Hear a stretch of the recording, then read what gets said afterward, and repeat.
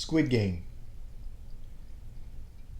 If you haven't watched it yet, I don't know what's wrong with you.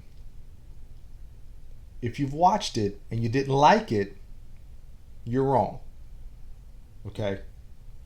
The show is fantastic. It's not for the faint at heart. It's not for the weak. This show is for um, awesome people. That's the only way I can put it. I have not been this excited or this happy with a show. I don't even know when. Maybe the very first few seasons of The Walking Dead, where it was, every week you couldn't wait to see what would happen next. The big shock that would happen next. What is making that noise? I don't know. This show is fantastic. So if you don't know what it's about, without giving away too much, these people, it's 456 total, right? And I'm not going to say why or how, but they end up somewhere to play games. And if you don't pass or lose the game, I should say, then you get eliminated. So use your imagination. But it is so refreshing to finally see something like an original idea, right? Sure, we've had The Running Man. We've had, Hunger Games, where it's entertainment at the expense of the lower class, right? In a dystopian future or whatever the case may be. We've had that kind of stuff, but that's not what this is.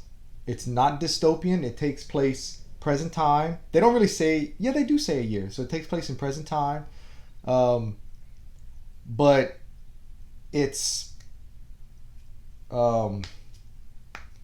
great. Okay. The main character, some of the acting is a little questionable. It's Korean, right? So there's a lot of people that, and I'm included in that, I don't like to watch subtitle stuff. If I'm watching a regular movie, in English, I should say, and there's like some characters that, speak a different language and just a few scenes, you have to read subtitles, that's fine. But to watch an entire movie or series in subtitles, it gets exhausting to me. Plus, I'm a very visual person, and I have a home theater, so I want to see everything that's going on, and I don't want to be concentrating on reading subtitles. So I watched it with the English overdub, it's the worst part of it, right? Some of them are okay, but the vast majority of them are just not very good. It's a little distracting at first. Probably the first 30 40 minutes of the show, of the first episode, I wanted to turn it off. I was like, there's no way I'm gonna make it through this. It's not that just the acting and the voice acting was pretty bad. But then it pops off. I don't even know what that was. Then it pops off in the first game, and it's like, holy crap. So I was just enthralled by what was going on. Then you kind of forget all that stuff. You start to like, there's very likable characters, and there's some that you don't like, but they're interesting, and you get so vested in what's going on that it doesn't matter that some of the voiceover is bad or whatever. It's very forgivable because the show is that good. You have no idea what games they're gonna play, because there's only one really that I've ever heard of.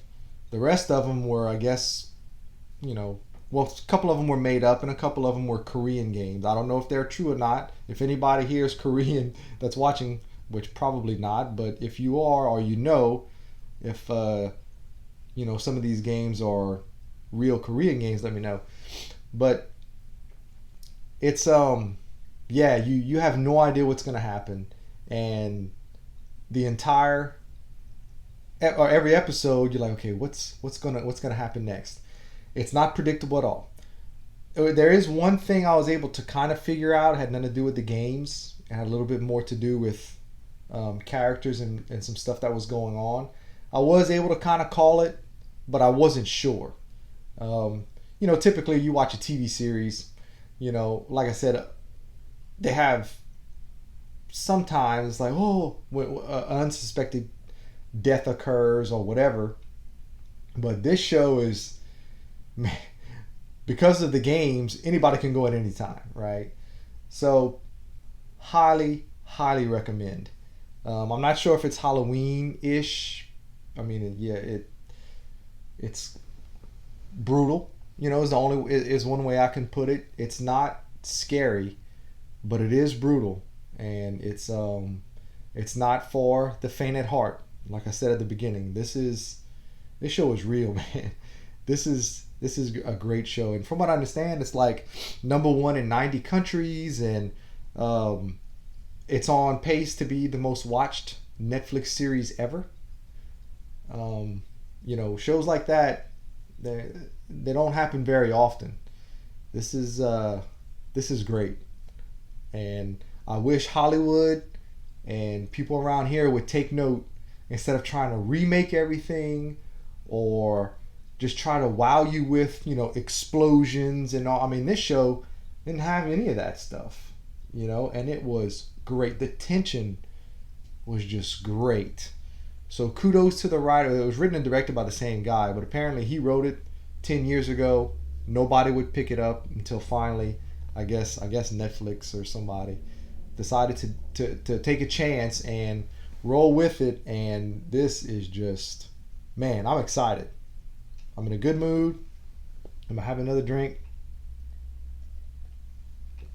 I'm in the middle of watching the Star Wars prequel trilogy, which has been an adventure, considering I haven't seen them since each one of them released in the theater.